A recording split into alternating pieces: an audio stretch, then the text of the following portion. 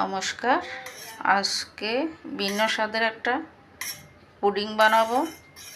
তো এখানে আমি দুটো ডিম ফেটিয়ে নিলাম ভালোভাবে, আর এখানে নিয়ে নিলাম দুধ আর ডিম দিয়ে এই পুডিংটা বানাবো। তো এগুলো এবার অন্য একটা বাটিতে নিয়ে নিলাম। যেহেতু আমি গরম পানিতে সেদ্ধ দিব, একটা স্টিলের বাটিতে নিয়ে নিলাম।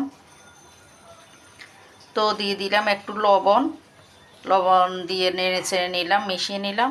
আপনারা চাইলে চিনি দিতে পারেন যারা মিষ্টি পছন্দ করেন। আমার বাসায় আমরা কেউ তেমন একটা মিষ্টি পছন্দ করি না, তো আমরা মিষ্টি দিব না, চিনি দিব না, এমনি বসিয়ে দিব। এবার দেখেন এখানে একটা কড়াইতে জল দিয়ে দিছি গরম হওয়ার জন্য।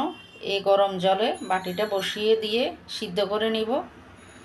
তো দেখেন আমি গরম জলে বাটিটা বসিয়ে দিলাম, এবার ঢেকে দিব। তো ঢেকে দিলাম 15 থেকে 20 মিনিট সেদ্ধ করে নিব। তো আমার পুডিং মোটামুটি হয়ে আসছে।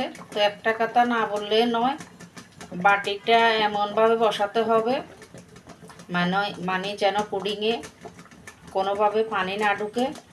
তো ওই নিচের কড়াইতে পানি ওই পরিমাণ মতোই দিতে হবে, যেন বাটির উপর পর্যন্ত পানি আসতে না পারে।